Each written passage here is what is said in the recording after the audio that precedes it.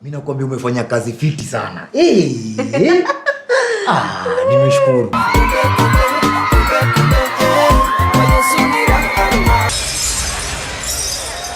Visit www.aladdin.co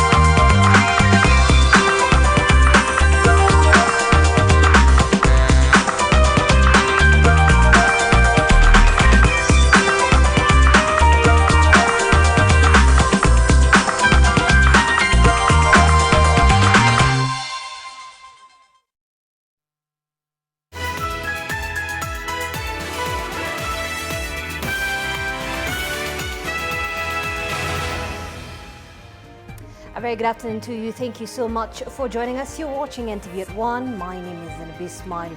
Now, former National Lands Commission Chairman Mohammed Swazuri is among 24 people facing graft-related charges in their over 109 million shilling SGR land compensation case. The 24 are in court to take plea today. They are accused of, among other things, abuse of office, conspiracy to commit an economic crime, unlawful acquisition of public property, money laundering and dealing with suspect property. NTV's Silas Apollo joins us live from the anti-corruption court in Milimani. Silas? All right, sorry about that. Let's just listen in to what happened earlier on in court.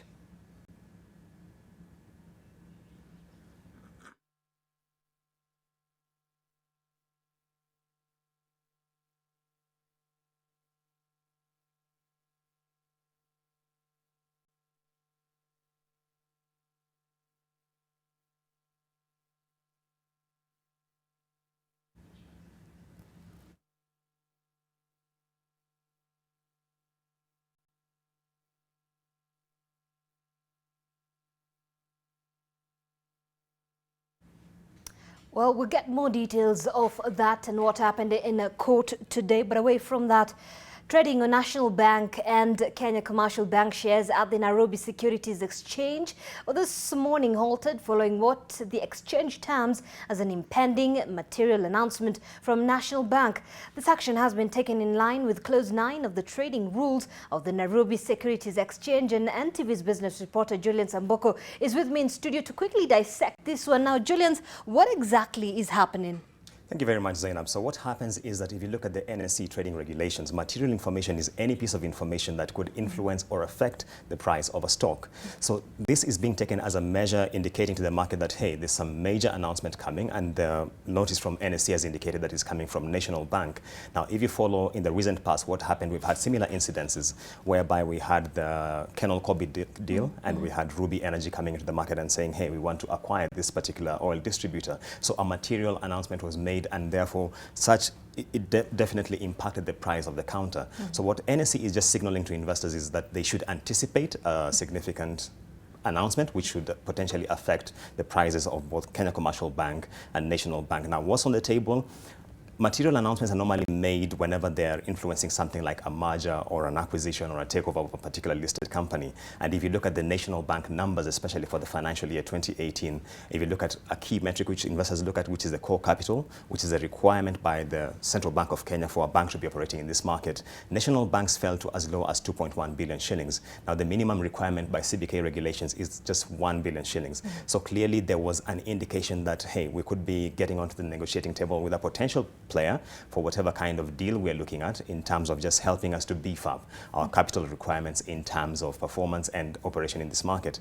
Another key indicator which came off the last year's results was just the net profit for the company, which fell to as low as 7 million shillings from 410 million the year earlier. So clearly National Bank has been confronting some financial headwinds, and definitely this kind of development in the market was definitely in the offing and just on the table. All right. Well, thank you so much, Julian, for that update. And away from that, Ivy Wangeci, the girl who was brutally murdered by her boyfriend at the Moi Teaching and Referral Hospital in Eldoret, is getting buried in Mahiga, Udhaya, Nyeri County.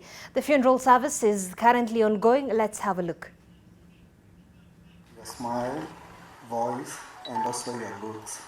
This is my last goodbye as you rest in peace, and letting you know that you will always be my big sister, and you will always be in my heart forever.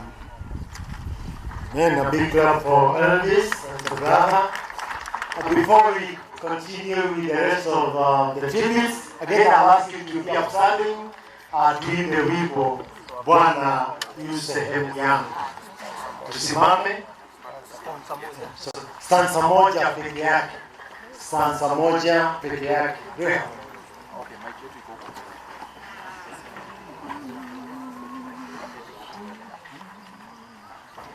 Bwana u sehemu yangu, rafiki yangu wewe, katika safari yangu tatembea na wewe, kama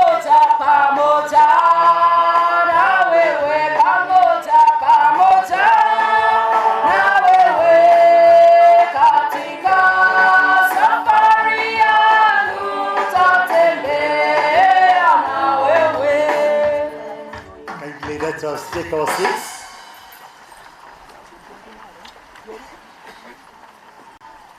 Please, let's come up. My tribute to my cousin, Ivy.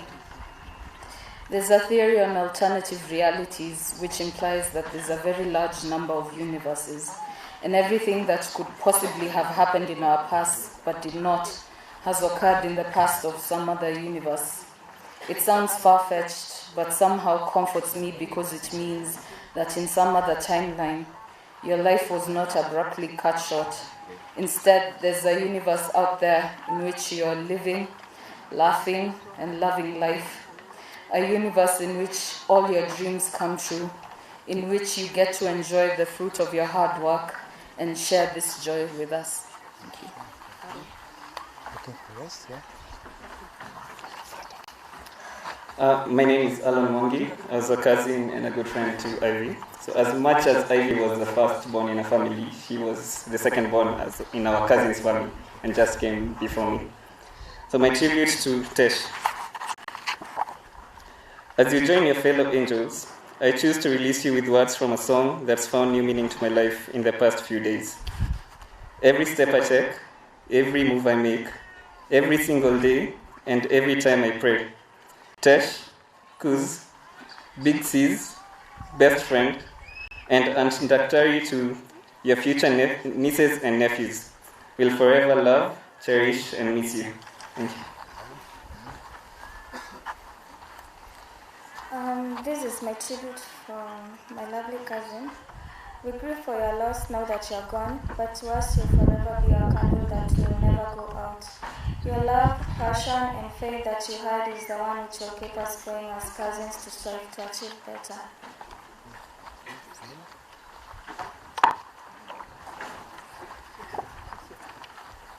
My tribute to Ivy. I will always smile whenever I recall one of the many memories that we shared over the last 2 decades. During the highs and lows in my life, you are one of the people who are constantly there for me, whether it was to celebrate with me or to encourage me. Apart from being my friend and a sister to me, you are also a mentor to me, and I promise to follow all the advice you gave me about medical school. You set the bar high, and I can only honor you by living up to your achievements. You are no longer in our life to share, but in our hearts you will always be there.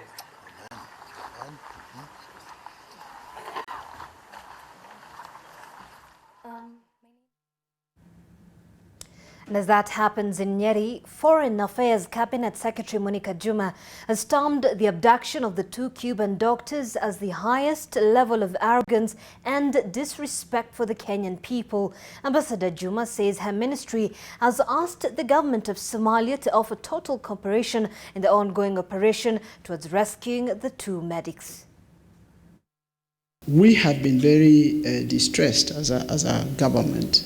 Distressed because even in situations of war, medical personnel are never targets for abduction. Never. It is in international law, it is in the war, in the law of the war, in laws that govern the conduct of war. And therefore, this just points to the level of arrogance and disrespect of not just human life, of the doctors, but also the people, because these doctors provide a service that is unique and important to everybody. Now, a crippling water shortage in Garissa County has become quite a problem. Now, long-distance treks and water tracking are the only options for many residents and their animals. NTV's Mohammed Salah tells us more. A battle for survival. The search for the precious commodity. Residents of Ohio village in Balambala, Garissa County are facing an acute water shortage. The dry spell has affected every aspect of their lives. Ukame pia imezidi, maji hapa haitoshi. Tunataka tuletewe maji mingi na hata hatuna chakula. The sun is up and shining, and water trucking is not enough for the people in this location. Once a week they are supplied by this water tank, courtesy of the Constituency Development Fund. Hatuna tanks ya kuweka, sasa tunataka zaidi kama 10 hivi. Tunaelekea kwa wakati mbaya kama hakuna mvua, hapa watu ni wafugaji, hakuna shamba, hakuna nini. At the Balambala Junction, pastoralists and their livestock quench their thirst with salty water used for the construction of Garissa Madogashe Road at the mercy of the contractor. They have endured long walks under the scorching sun for this. Ni kama wanaenda kutafuta nyazi kilomita karibu 50. Kupitia kwa hiyo kilomita 50 hawatapata nyazi ya kutosha. Sasa wakikuja hapa tena wakose maji, naona ni kama tutaumia zaidi. Sometimes the herders and the animals have to wait patiently for their turn to quench their thirst as the road construction company fills its tanks. Ni mpaka sasa waongoje tu marori watoke hapa, wao wakipatika waanze maji yao kitu kama saa 11, na naona kurudi kwao itakuwa ngumu, watalala hapa na wale wengine wataumia huko nyumbani. With the persistent drought, livestock prices have drastically dropped, leading to strain in the food supply. And with no rains, the situation could even get worse. Salah Mohammed, NTV, Balambala, Garissa County. And former Embu woman representative Rose Mitaru is urging the government to consider Embu County for relief food. The county, which is not among the 13 considered as the most affected, has been hit hard by the drought. Mbere South and Mbere North areas have been hit hard by hunger. Leaders wa Kenya, leaders wa Embu, leaders wa sub-counties, leaders wa wards, mukae pamoja. Muangalie pahali, hata ikiwa kaunti yetu ya Embu si watu wote weko na njaa. Wale weko na njaa worse than wale wanapewa chakula nyingi. Wapelekewe. And leaders in Isiolo County have decried the timing of crucial government programs such as the Huduma number, saying that the system is prone to lock out pastoralist communities. Governor Mohamed Kuti says the ongoing registration exercise coincides with the drought season and many pastoralist communities risk being left out when they move around in search of water and pasture. Kuti is urging the clerks charged with the registration responsibilities to reach out to all Kenyans wherever they are. This, he says, will ensure all are registered. They're also calling upon pastoralist communities to disregard myths about the exercise and ensure all attain the Huduma number. Isiolo is among 13 counties worst hit by drought.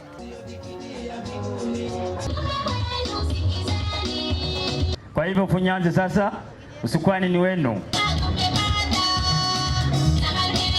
Ni hii namba itafanya wewe hata usahau namba hizo zingine. Ukiwa na hii namba moja na hii namba iwekwe kwa kompyuta, itatoa namba yako ya zingine zote. Namba ya driving license, namba ya passport, namba ya ID number, birth certificate number.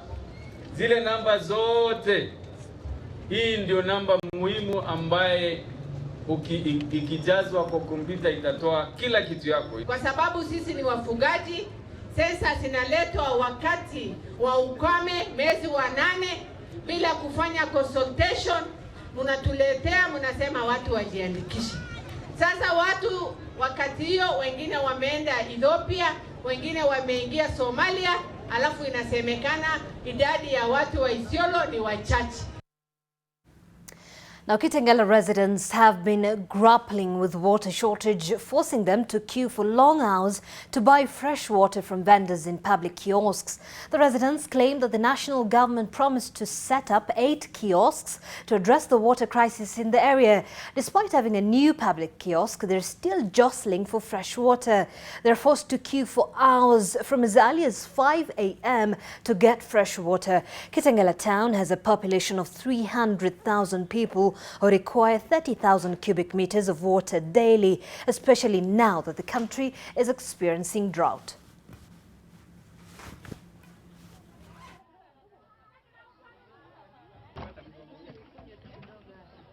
nimeshukuru sana, mmetusaidia kweli kwa maji. Lakini maji tunapitia majukumu mingi sana. Saa zingine tunaamka saa 11 tunakuja kupanga line kwa sababu ya maji.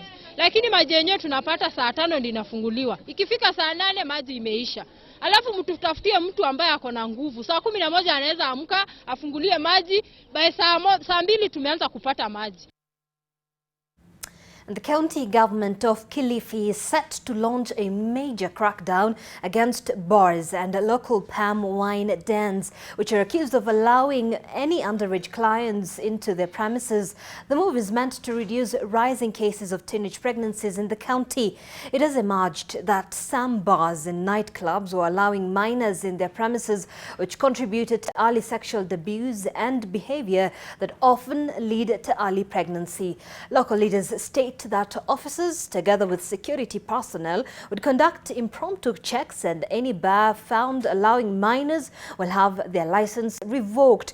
This declaration was made as the county governor launched the Kilifi County Adolescents and Young Persons Sexual Reproductive Health Rights and HIV Strategy for the next 4 years.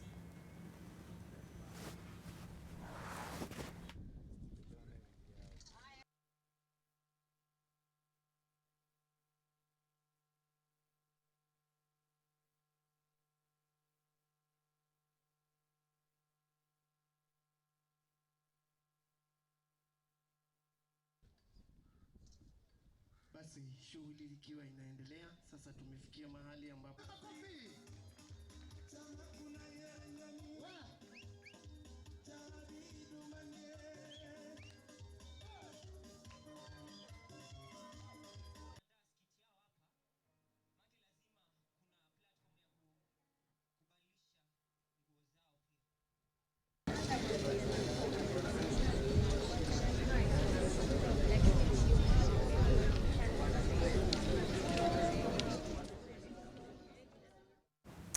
And a family in Machakos County is searching for the body of their kin, which went missing from the Mentozuma Funeral Hospital in Machakos County.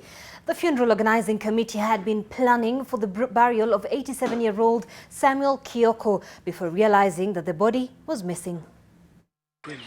Speaking in hushed tones, they tried to come to terms with the news that had left many of them confused. This is the family and members of the organizing committee of the late Mzee Samuel Kioko. They had come to pick the body of the deceased for burial in Masi, but were met with the shocking news that the body had gone missing. Tumefika hapa tukakuta mwili tayari kama umeshazikwa, na ndio tunafuatilia tujue ukweli wake namna gani. Montezuma informed them that another family took the body and went to bury it. Director mwenye hii mochari ndio amekuja akatufahamisha kwamba ukweli ni kwamba mwili wetu ambaye tulitakiwa kuzika leo haupo. Kwa record zake inaonyeshana kwamba Friday kuna wenye walichukua hiyo mwili wakaenda kuzika huko mahali kunaitwa Kasunguni. So amekimbia huko, hivi sasa ndio tunamngojea tuone kama anakuja. Wenye familia wameenda pale police station, wameripoti, ngojea hiyo report sasa ya mwenye mochari akuja. They hope the misunderstanding will be resolved as investigations continue. Helen Aura, NTV. Just going back to our earlier report on the trading on National Bank and Kenya Commercial Bank shares at the Nairobi Securities Exchange, which was halted this morning, and we understand that there are developments at this point. Julian, what kind of developments are we seeing? Correct. We've just received a statement from Kenya Commercial Bank, that is the company secretary, indicating the intention by Kenya Commercial Bank to acquire 100% of the ordinary shares of National Bank. And what this means is that our anticipation was pretty much in line with what has happened, in the sense that whenever there is a caution of a material announcement forthcoming, it is likely to be a merger acquisition or that kind of an arrangement.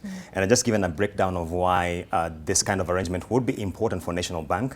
We have seen its capital adequacy come under a bit of strain. If you look at last year's results, we had about 2 billion worth of core capital against the regulatory requirement of 1 billion. So clearly there was need for that sort of injection of a new player just to help it to stabilize its operations. So what we we'll now be looking forward to is, one, will the KCB shareholders approve this? Because if you follow the deal between NIC and CBA, it must be passed through shareholder approval and then regulatory approval before that is passed as a deal that has successfully gone through. So we'll be looking to see what KCB shareholders have to say about this. Is it a value proposition they would like to consider in terms of their value at the stock market? And it is clearly an interesting season for the banking sector. We've seen a bit of consolidation, and this is certainly not the end of it, maybe. Any impact on the wider scope on the banking sector? Oh yes, I mean, 2 days ago we had the central bank governor speaking from Washington, D.C., and he was talking about the need for voluntary consolidation by commercial banks. And now we have seen NIC-CBA, clearly we're seeing an indication from KCB with the intentions on National Bank. And definitely we will see a reshaping of the landscape of banking in this country going forward. Okay, thank you so much, Julian Semboko, for that. And those particular developments there, we'll be getting more reports from Julian's in our subsequent bulletins on that particular report there. But away from that, a family in Bomet is in distress after their 27-year-old son disappeared from home and has been missing for the last 2 weeks. Robert Kipkurui Tanui went missing on the 6th of April after he reportedly sold his motorcycle for 60,000 shillings. When he did not return home that evening, his family raised alarm and they began to search for him. His clothes, shoes and 27,000 shillings were found in a thicket near Maramba Dam by a passerby. The family continues to search for him, with the matter now under investigation by the authorities. Hotels along the Kenyan coast are preparing for the Easter festivity, likely to drive up business in this republic. Talk your problem with your father. Talk your problem with your mother. Talk your problem with your pastor. Talk your problem with a third person who would be able to talk to you. Well, hotels along the Kenyan coast are preparing for the Easter festivities, which are likely to drive up business. Most tourism sector players are engaged in activities to draw in those who are out to relax and have fun in the sun. NTV's Fatma Bogo with details on a festival in Malindi. Mellow tunes fill the air at the Malindi beach, keeping tourists on their feet. The visitors, both local and international, are here to be entertained by various cultural dancers. Tourist hotels at the Kenyan coast are expected to enjoy brisk business as Easter festivities sets in.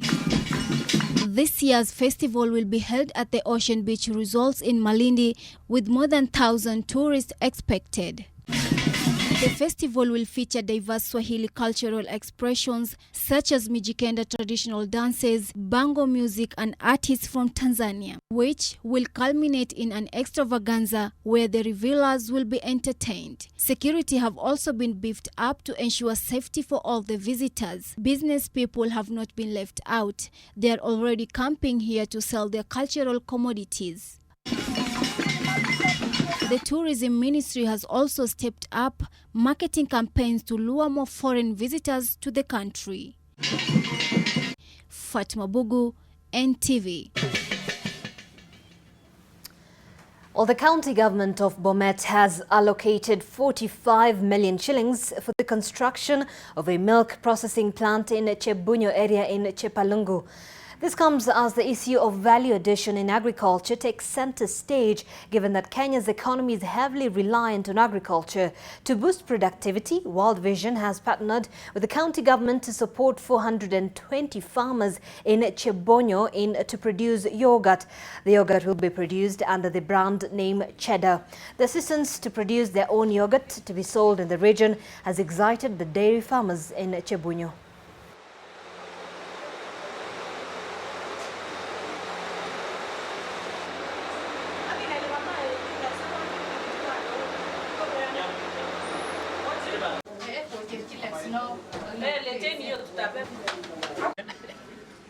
World Vision pia wamekuja na 13 million yako.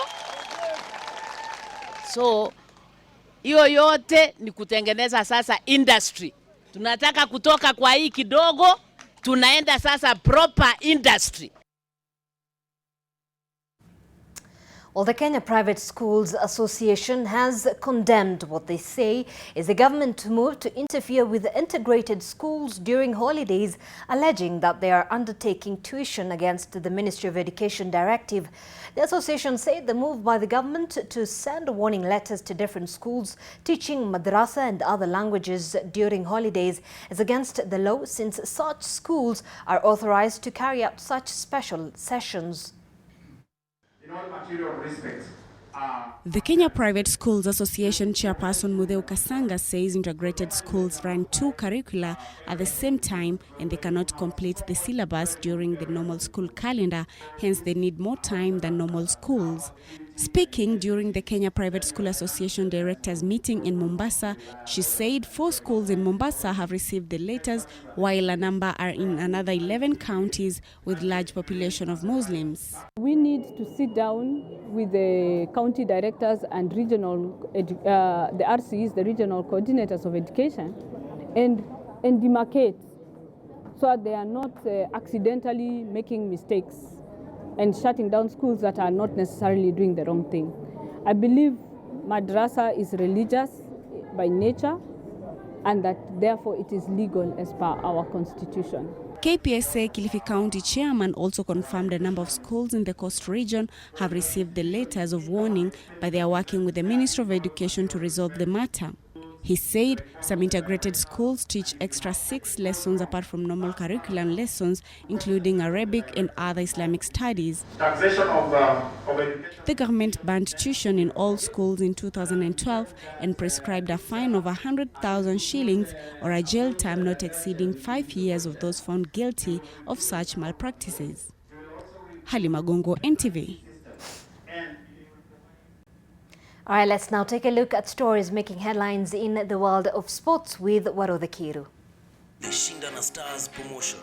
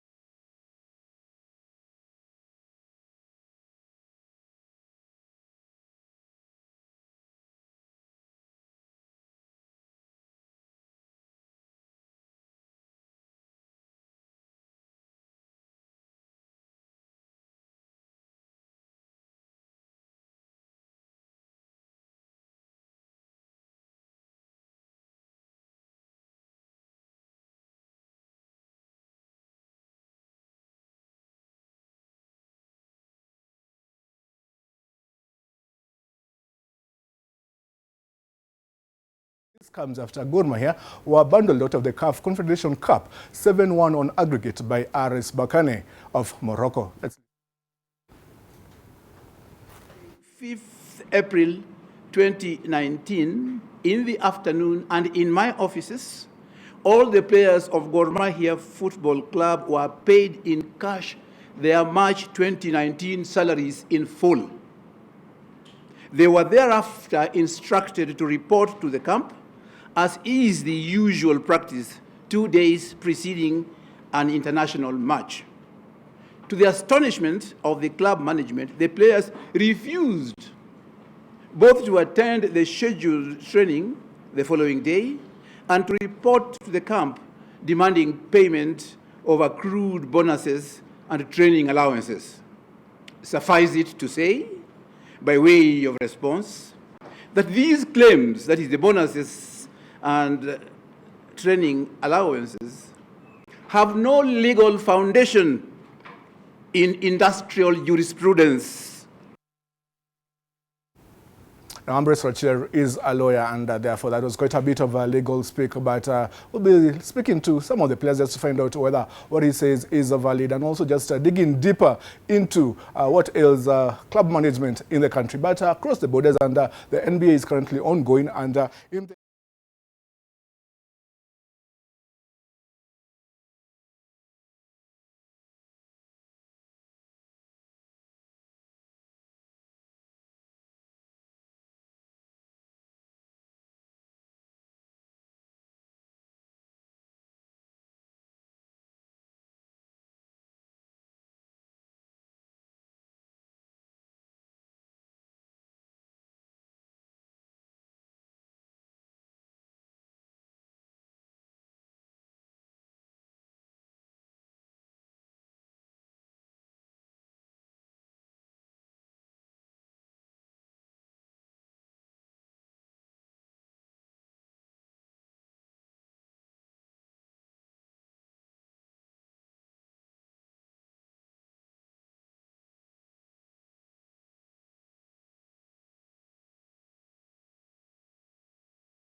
Thank you so much, Waro. Well, that brings us to the end of our bulletin this hour.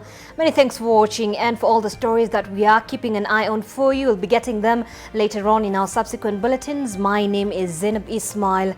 Good afternoon.